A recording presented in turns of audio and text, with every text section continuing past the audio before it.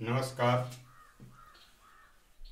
चलिए आज हम पढ़ रहे हैं मध्य प्रदेश के वन, है ना।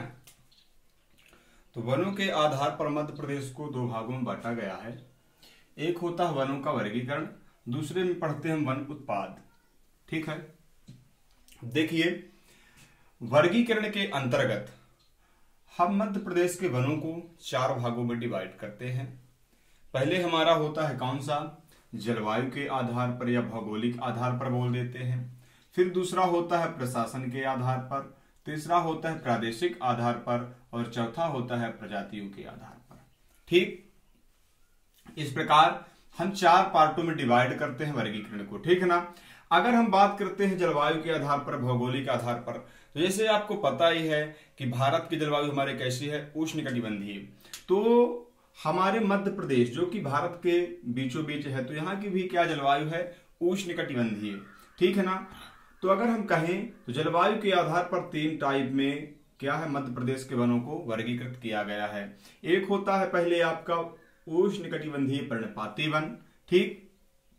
दूसरा होता है उष्णकटिबंधीय अर्धपर्णपाती वन और तीसरे नंबर पे आता है आपका उष्णकटिबंधीय शुष्क पर्णपाती वन। अगर यहाँ पे इसकी बात करते हैं पर्णपाती की, है ना, तो ये वे वन होते हैं कि जो वर्ष में एक बार पत्तियां गिराते हैं पौधे। ठीक है ना। इन वनों के जो पौधे होते हैं वर्ष में एक बार पत्तियां जरूर गिराते हैं। ठीक है ना। यहाँ पे भी ठीक वैसा ही होता है, परंतु क्या है, इनके लिए जो वर्षा चाहिए होती है वो कितनी चाहिए होती है, 75 से 100 सेंटीमीटर वर्षा चाहिए होती है। अगर इसकी बात करते हैं तो ये मध्य प्रदेश का अपने मध्य का क्षेत्र होता है, जैसे सागर हो गया, दमोह वगैरह हो गया, है ना। यहाँ का क्षेत्र जो है तो किसके लिए है, पर्णपाती वन के लिए। ठीक है ना। अर्धपर्णपाती की बात करते हैं इसमें अगर, तो अर्धपर्णपाती के लिए वर्षा कितनी चाहिए होती है, 100 से 150 सेंटीमीटर। ये मध्य प्रदेश का निचला क्षेत्र, पूर्वी क्षेत्र होता है और इसके लिए वर्षा कितनी चाहिए होती है, 100 से 150 सेंटीमीटर वर्षा चाहिए होती है। ठीक है ना। यहाँ पे जैसे जिले आ जाते हैं आपके, अनूपपुर वगैरह हो गया, बालाघाट, सिवनी हो गया, है ना, मंडला वगैरह हो गए, तो ये अर्धपर्णपाती वन यहीं पे पाए जाते हैं। ठीक है ना। उसके बाद हम अगर बात करते हैं शुष्क पर्णपाती की, तो शुष्क पर्णपाती ये हमारा मध्य प्रदेश के ऊपरी क्षेत्र में पाया जाता है। ठीक है ना। शुष्क पर्णपाती वन मध्य प्रदेश के ऊपरी क्षेत्र में पाए जाते हैं। ठीक, इसकी बात करते हैं तो इसके लिए वर्षा जो है तो 25 से 75 सेंटीमीटर। ये वृक्ष क्या होते हैं, शुष्क पर्णपाती का मतलब ये है कि पानी कम होने के कारण, है ना, इन वृक्षों में क्या होते हैं, कांटे निकल आते हैं। ठीक है ना। तो ये हो गए हमारे शुष्क पर्णपाती, अर्धपर्णपाती और पर्णपाती वन। ठीक, अब इसके बाद हम चलते हैं प्रशासन के आधार पर। तो प्रशासन के आधार पर मध्य प्रदेश के वनों को तीन टाइप में विभक्त किया गया है। पहला होता है आरक्षित वन, दूसरे नंबर पे आता है आपका संरक्षित वन और तीसरे नंबर पे आता है आपका अवर्गीकृत वन। ठीक है ना। आरक्षित की बात करते हैं तो देखिए आरक्षित यानी 65% मध्य प्रदेश के वनों के अंतर्गत आता है। ठीक, आरक्षित का आशय क्या है, रिजर्व, यानी यहां पे जब हम नॉर्मल एक एग्जांपल समझिए आप, क्या होता है कि जब हम वन में कहीं लकड़ी काट रहे होते हैं ना, तो क्या आता है, फॉरेस्ट गार्ड आता है और हमारी कुल्हाड़ी भी छीन लेता है और हमें दंड भी देता है ना। तो ये मतलब वहां पे क्या होता है, ये मान लीजिए आप कि यहाँ पे आरक्षित वन है, यहाँ पे आरक्षण पूर्ण रूपेण लागू है। परंतु होता क्या है कि जब फॉरेस्ट गार्ड आता है और हमारी कुल्हाड़ी नहीं छीनता है, यानी हम वन काट रहे होते हैं, हमारी कुल्हाड़ी नहीं छीनता, तो वहां पे हमको समझना चाहिए क्या है कि संरक्षित वन है ना। मना करता परंतु कुल्हाड़ी नहीं छीनता है और दंड भी नहीं देता इतना ज्यादा, संरक्षित वन है। फिर अवर्गीकृत में अगर हम आपकी बात कहें तो क्या होता है यहाँ पे कि फॉरेस्ट गार्ड आता है और देख के चला जाता है, तब आप लोग क्या समझते हैं कि हम ही जो कुछ है तो है ना। तो ऐसा कुछ भी नहीं है, क्योंकि आपको अधिकार प्राप्त होता है कि आप लकड़ी वगैरह काट सकते हैं अवर्गीकृत के अंतर्गत। तो आरक्षित वन यानी 65%, संरक्षित वन 33% और अवर्गीकृत की बात करते हैं तो 2% मध्य प्रदेश में पाए जाते हैं। ठीक, अब देखिए अगर आरक्षित की बात करते हैं तो यहाँ पे क्या होता है, शासन का पूर्ण नियंत्रण होता है। ठीक, शासन का पूर्ण नियंत्रण होता है यहाँ पे आरक्षित वनों में, ठीक है ना। लेकिन संरक्षित में क्या होता है, शासन का सामान्य नियंत्रण होता है, और अवर्गीकृत में क्या होता है, कोई भी नियंत्रण शासन का नहीं होता है, ठीक। यहाँ पे आरक्षित में अगर जाते हैं तो यहाँ पे लकड़ी काटना क्या होता है, पूर्णतः प्रतिबंधित होता है, ठीक। यहाँ पे शासन से हम परमिट ले लेते हैं या फिर अन्य कुछ कारणों से, है ना, आदेशानुसार क्या है, लकड़ी काट सकते हैं संरक्षित में, ठीक।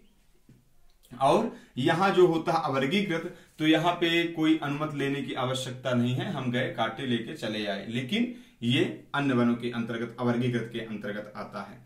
अब यहाँ पे आरक्षित में होता क्या है, आरक्षित में आपके क्या होता है कि नेशनल पार्क बनाए जाते हैं। क्या बनाए जाते हैं, नेशनल पार्क आपके आरक्षित यानी रिजर्व वनों में बनाए जाते हैं, ठीक। फिर अभ्यारण्य इसके अंतर्गत बनाए जाते हैं, ठीक। नेशनल पार्क जिसे हम बोलते हैं राष्ट्रीय उद्यान, तो राष्ट्रीय उद्यान आरक्षित के अंतर्गत आते हैं और संरक्षित के अंतर्गत आते हैं क्या, अभ्यारण्य, ठीक। अगर हम बात करते हैं कि मध्य प्रदेश में कितने अभ्यारण्य हैं, तो मध्य प्रदेश में 24 अभ्यारण्य हैं और क्या है, 11 राष्ट्रीय उद्यान हैं, ठीक है ना। अभी एक प्रस्तावित 5 अभ्यारण्य प्रस्तावित है, एक राष्ट्रीय उद्यान प्रस्तावित है, ठीक है ना। ये चीजें हैं।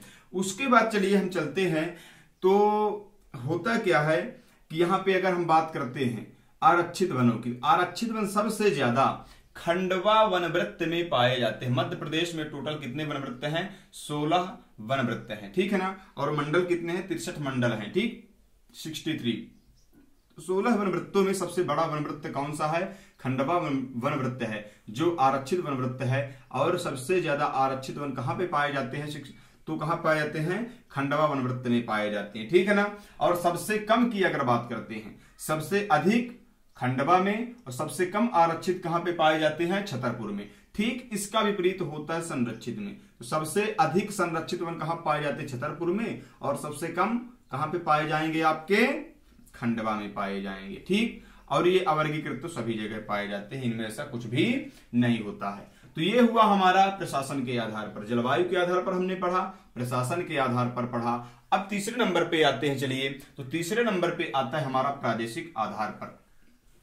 प्रादेशिक आधार पर अगर हम बात करते हैं तो मध्य प्रदेश के वनों को कितने भागों में बांटा गया है, मध्य प्रदेश के वनों को 3 भागों में बांटा गया है, ठीक। कौन कौन से हैं, शिवपुरी मुरैना का पठार, विंध्य कैमूर क्षेत्र, फिर दक्षिणी नर्मदा का क्षेत्र। अगर यहां पे बात करते हैं शिवपुरी मुरैना का क्षेत्र, तो यह होता है हमारे मध्य भारत का क्षेत्र, ठीक। मध्य प्रदेश को पठारों के आधार पर 7 भागों में डिवाइड किया गया है, ठीक है ना। अगर हम उसको कहते हैं तो होते हैं 3 टाइप, ठीक। लेकिन अगर विस्तार से पढ़ते हैं तो 7 टाइप में डिवाइड किया गया है। तो वहां पे आता हमारा जो मध्य भारत का क्षेत्र, तो मध्य भारत के क्षेत्र के अंतर्गत आता है मुरैना शिवपुरी, है ना। तो यहाँ पे कैसे वन पाए जाते हैं, यहाँ पे आपके पाए जाते हैं कटीले वन पाए जाते हैं। फिर सेकंड नंबर पे आता है आपका विंध्य कैमूर, यानी रीवा पन्ना के पठार के अंतर्गत पाए जाते हैं, ठीक है ना। तो यहाँ पे वन जो पाए जाएंगे वो बिरल वन पाए जाएंगे, बिरल यानी दूर दूर दूर दूर दूर दूर पाए जाएंगे, ठीक। फिर आते हैं तो दक्षिणी नर्मदा का जो क्षेत्र होता है ना, यहां पे कैसे वन पाए जाते हैं, यहां पे पाए जाते हैं आपके सघन वन, यानी पास पास वन पाए जाएंगे। विंध्य कैमूर क्षेत्र में विरल वन पाए जाएंगे दूर दूर, और शिवपुरी मुरैना साइड कैसे पाए जाएंगे, कटीले वृक्ष पाए जाएंगे। हमने पहले भी बताया है कि मध्य प्रदेश का जो ऊपरी क्षेत्र है कैसे है, तो वहां पे क्या है, वर्षा कम होती है, और वर्षा कम होने के कारण वृक्षों में क्या होते हैं, कांटे निकल आते हैं, ठीक। चलिए अब चलते हैं थर्ड नंबर पे, तो प्रजातियों के आधार पर। प्रजातियों के आधार पर अगर हम बात करते हैं तो मध्य प्रदेश के वनों को कई पार्टों में डिवाइड किया गया है, लेकिन हम सागौन वन, साल वन, बांस वन और मिश्रित वन मुख्यतः जानते हैं, ठीक है ना। अगर हम सागौन वन की देखिए बात करते हैं, तो सागौन यानी जिसका क्या नाम है, वैज्ञानिक नाम ट्रिक्टोना ग्रैंडिस, ठीक ना, इसका नाम है। ये मध्य प्रदेश में सर्वाधिक पाए जाते हैं, कितने, 17.8% मध्य प्रदेश में सर्वाधिक पाए जाते हैं सागौन वन। उसके बाद सेकंड नंबर पे आता है साल वन, कितने परसेंट पाए जाते हैं, 16.5%, ठीक। और थर्ड नंबर पे आता है आपका बांस वन, 3.5%। ठीक, उसके बाद मिश्रित आ जाता है, तो मिश्रित में क्या होता है, मिश्रित में 62%। साल की बात करते हैं तो इसका नाम होता है वैज्ञानिक नाम शोरिया रोबस्टा होता है इसका वैज्ञानिक नाम, और इसका क्या होता है वैज्ञानिक नाम, डेंडोकेलेमस। ठीक, इसका होता है सागौन का ट्रैक्टोना ग्रैंडिस। ठीक, साल का क्या होता है, शोरिया रोबुस्टा या रोबुस्टा। ठीक, फिर बांस का क्या होता है, डेंडोकेलेमस, डेंडोकेलेमस। और यहां पे मिश्रित वन जो पाए जाएंगे उनमें जैसे आपका आम हो गया और कई वृक्ष हो गए, वैसे ही यहां पे पाए जाते हैं। ठीक है ना। तो चलिए, ये हमारे हो गए प्रजातियों के आधार पर। अब अगर बात करते हैं हम आगे चल के, तो आगे आपकी बात करते हैं किसमें, वन उत्पाद में। ठीक है ना। तो वन उत्पाद की अगर हम बात करते हैं तो वन उत्पाद के अंतर्गत आ जाता है हमारा कौन सा वृक्ष, आता है हमारा साल, फिर आम आ जाता है। ठीक, और फिर आता है महुआ, आंवला, तेंदुपत्ता, सागौन, बांस, जेंड्रोफा आदि कई वृक्ष आ जाते हैं। फिर हम पढ़ते हैं आगे वन पर आधारित उद्योग जो होते हैं, और फिर बाद में क्या पढ़ते हैं, वन से संबंधित योजनाएं। तो पहले हम पढ़ते हैं किसको, साल। ये क्या है कि मध्य प्रदेश में दूसरे नंबर पे पाया जाता है। ठीक, साल का अगर बात करते हैं तो इसका वैज्ञानिक नाम अभी हमने बताया है, क्या नाम है, शोरिया रोबुस्टा।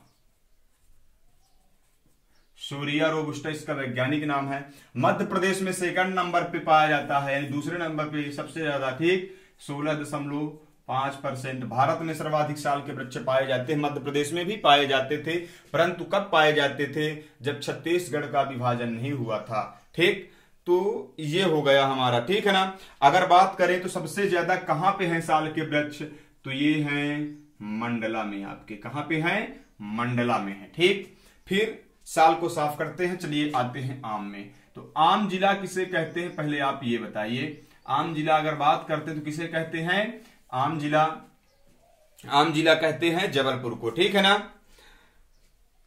आम जिला किसे कहते हैं, जबलपुर,